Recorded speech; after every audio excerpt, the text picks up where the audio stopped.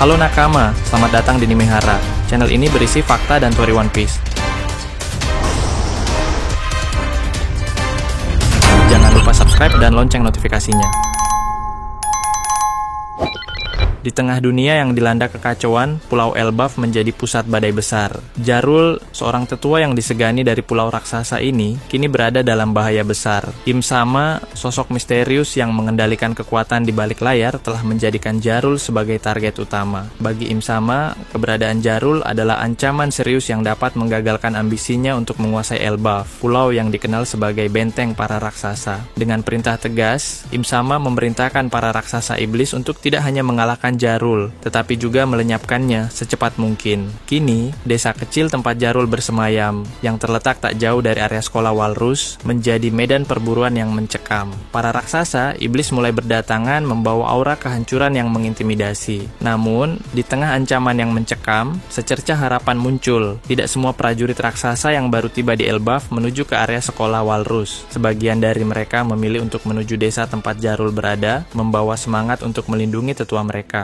Kehadiran para prajurit ini menjadi angin segar bagi Jarul karena mereka bersedia bergabung untuk menghadapi serangan para raksasa iblis yang mengincar nyawanya. Meski begitu, situasi awalnya tidak berjalan mulus. Beberapa prajurit raksasa, dalam semangat yang membara namun gegabah, menyerang para raksasa iblis secara langsung tanpa strategi yang matang. Akibatnya, mereka dengan mudah dikalahkan oleh kekuatan lawan yang jauh lebih superior. Pertempuran yang tidak seimbang ini meninggalkan luka dan keputusasaan di antara para prajurit. Seorang prajurit raksasa dengan wajah penuh penyesalan mengungkapkan kekecewaannya atas situasi tersebut. Seharusnya Dory, Brogy, dan kru bajak laut Giant Warrior menjadi tumpuan utama kita dalam pertempuran ini, katanya dengan nada getir. Namun, nasib berkata lain. Dory dan Brogy, dua pahlawan legendaris Elbaf, justru telah berbalik menjadi musuh setelah terkena jurus iblis yang mengubah mereka menjadi raksasa iblis. Kehilangan dua pilar utama ini membuat perlawanan Elbaf melemah, dan kedatangan Im Sama hanya memperburuk kekacauan yang sudah melanda pulau tersebut. Situasi ini membuat para prajurit merasa terpojok,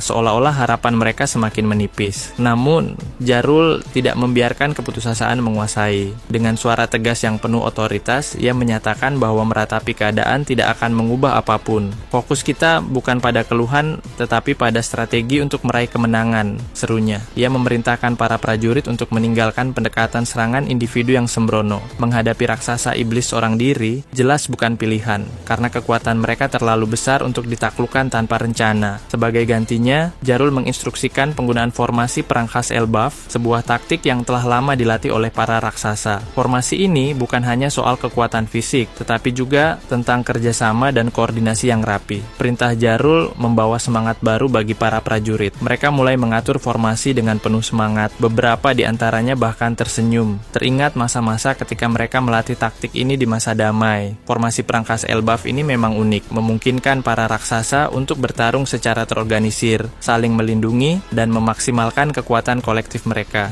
Meskipun raksasa iblis masih lebih kuat, formasi ini memungkinkan para prajurit memberikan perlawanan yang jauh lebih baik dibandingkan sebelumnya. Serangan musuh yang sebelumnya tak terbendung, kini dapat ditahan dengan lebih baik meski tantangan yang dihadapi tetap berat. Langkah-langkah terkoordinasi mereka membuat raksasa iblis mulai kewalahan, memberikan secercah harapan di tengah pertempuran yang sengit. Dari kejauhan, dua ksatria suci, Killingham dan Somers, mengamati pertempuran dengan penuh minat. Somers dengan nada kagum berkomentar, para raksasa ini melakukan sesuatu yang menarik dengan formasi mereka. Killingham menambahkan, cara bertarung mereka benar-benar unik dan berbeda. Namun, alih-alih ikut campur, kedua ksatria suci itu memilih untuk tetap menjadi penonton. Bagi mereka, pertempuran ini seperti sebuah pertunjukan yang menghibur, dan mereka menikmati setiap momennya tanpa niat untuk turun tangan, setidaknya untuk saat ini. Sementara itu, jauh di Pulau Hachinosu, pertempuran lain yang tak kalah sengit sedang berlangsung. Shanks dan Kurohige, dua tokoh legendaris di dunia bajak laut, sedang saling berhadapan dalam duel yang mengguncang pulau. Shanks menggunakan teknik pedangnya yang dilapisi dengan busu haki dan Hoshoku haki tingkat tinggi, menciptakan serangan yang memukau sekaligus mematikan.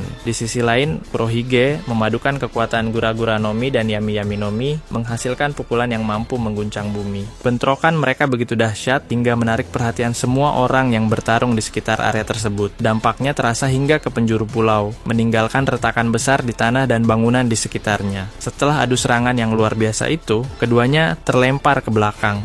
Shanks mendarat dengan elegan, tetap berdiri dengan gagah, sementara Kurohige sempat terjatuh namun segera bangkit kembali. Dalam hati, Shanks bergumam tentang bahayanya kombinasi serangan dari dua buah iblis yang dimiliki Kurohige. Kilas balik melintas di benaknya, mengingatkannya pada masa ketika ia dan Kurohige masih berada di kru Roger. Saat itu, Kurohige pernah menyerangnya dengan cakar tangan yang meninggalkan luka di matanya, sebuah pengingat akan betapa berbahayanya musuh ini, terutama bagi Luffy dan buah iblis Nikannya. Di sisi lain, Kurohige juga mengakui bahwa teknik Haki Shanks sangat merepotkan. Kedua petarung ini saling mengakui kekuatan lawan, namun mereka juga menyadari bahwa pertarungan ini bukan hanya soal kekuatan, melainkan strategi. Serangan besar yang mereka lancarkan sebelumnya telah menguras banyak energi. Kini, mereka harus lebih berhati-hati karena satu langkah salah bisa berakibat fatal. Di sekitar mereka, kru bajak laut masing-masing mengintai, siap memanfaatkan kelemahan lawan. Jika Shanks terlalu gegabah melancarkan serangan kuat,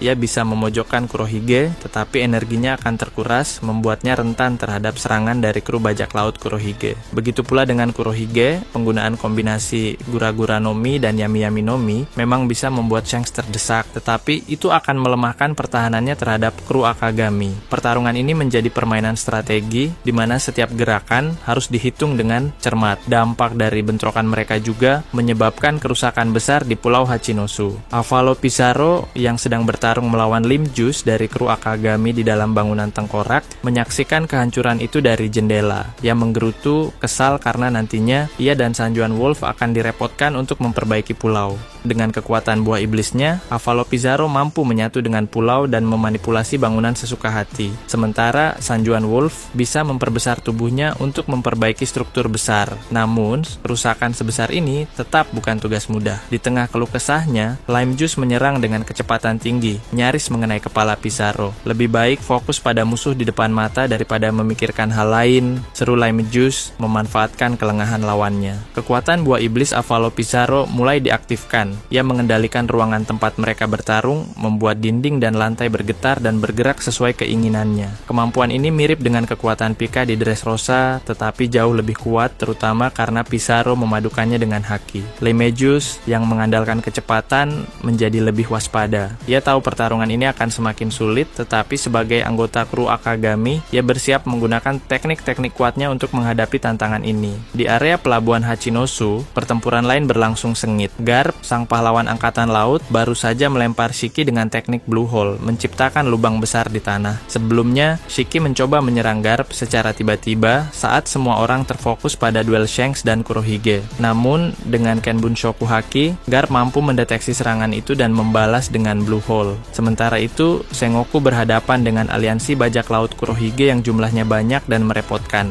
Meski tidak sekuat Shiki, mereka tetap menjadi ancaman besar. Melihat Garp kelelahan, Sengoku memintanya untuk beristirahat sejenak. Namun, Garp menolak, mengatakan bahwa dalam situasi seperti ini, istirahat adalah kemewahan yang tidak mungkin.